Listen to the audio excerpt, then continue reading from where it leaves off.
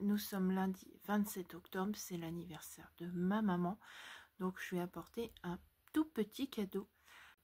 Et je me couche très tard, j'arrive pas à m'endormir parce que j'ai été perturbée par quelque chose. Et du coup, j'arrive pas à m'endormir. Du coup, on va remédier à tout ça. Voilà.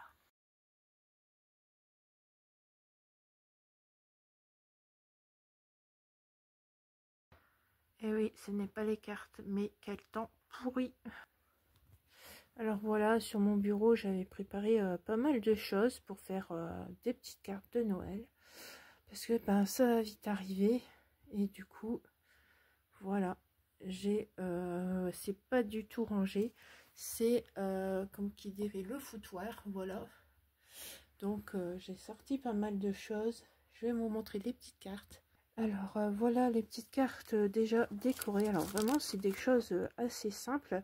J'avais fait l'année dernière des tamponnages et colorisations. Et ici j'avais plus qu'à les mettre. Donc voilà. C'est comme ça. Bon, j'en ai quelques-unes comme ça. Je vais vous montrer une carte escalier aussi. Alors là ici dans ce bac c'est les cartes vraiment qui sont décorées. Et là, c'est une carte escalier que je vous présente. Donc voilà, encore avec des die cuts que j'avais prédécoupés d'un bloc que j'avais eu à la boutique Scraperie. Regardez, il y a un petit minou là.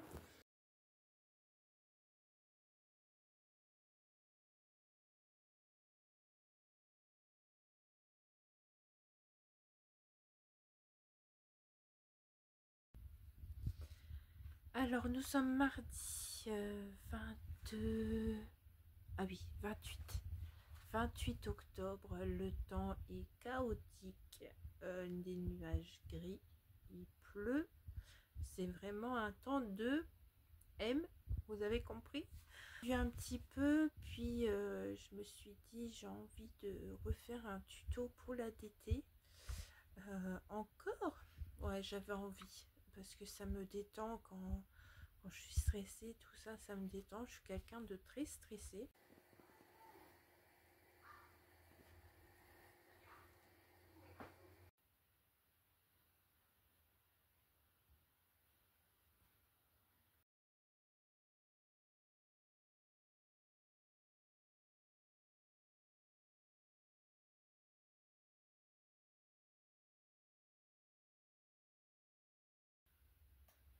Et coucou tout le monde, il est je sais pas quelle heure. On est mercredi 29 octobre. Je suis en pyjama encore. Enfin, il est tout le matin. Regardez-moi ce beau pyjama. C'est un pyjama que j'avais acheté l'année dernière sur l'île.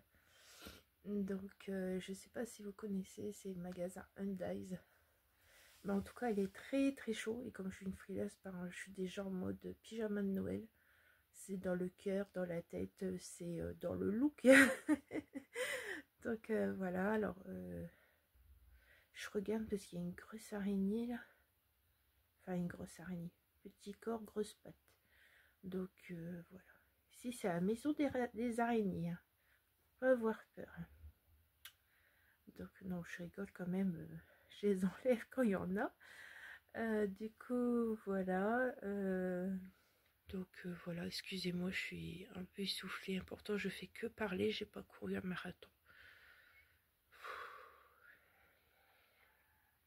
Oh là là, l'araignée, elle bouge. Attendez, j'arrive. Après, en décembre, il y a tous les calendriers de l'Avent que je vais vous montrer un jour à la fois comme je fais d'habitude. Donc là, vous aurez beaucoup de vidéos. Et j'espère que vous serez... Je vais en prendre 5. Du coup, je disais, j'espère que vous serez nombreux et nombreuses à me suivre pour toutes les vidéos qui arriveront. Et aussi pour le calendrier de l'Avent. Donc j'attends un autre calendrier de l'Avent, bien sûr, que j'ai acheté. Et après, ce sera les swaps, les calendriers des copines.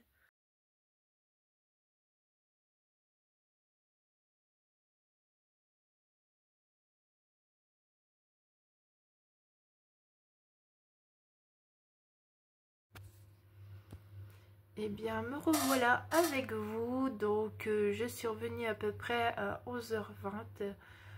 J'ai profité d'être un petit peu dehors pour le moral, surtout. Du coup, je suis passée à la poste. Avant ça, je suis passée dans le petit parc où il y a les canards. Je suis passée à la poste. Puis, je suis passée devant le coiffeur. Je me suis dit, allez. On va prendre rendez-vous, j'ai envie d'un peu de changement. Rendez-vous, une notification de Doctolib, comme quoi j'ai un rendez-vous supplémentaire au mois de novembre. Ça va défiler un max encore une fois. Donc voilà, j'avais envoyé un email à la médecine interne pour détailler les symptômes, les examens que j'avais fait, mais pas par rapport à eux qui m'avaient donné, mais le médecin. J'avais parlé aussi, je crois, au niveau du cœur, je crois que j'en ai parlé dans l'email, je suis pas sûre, de mes purpura.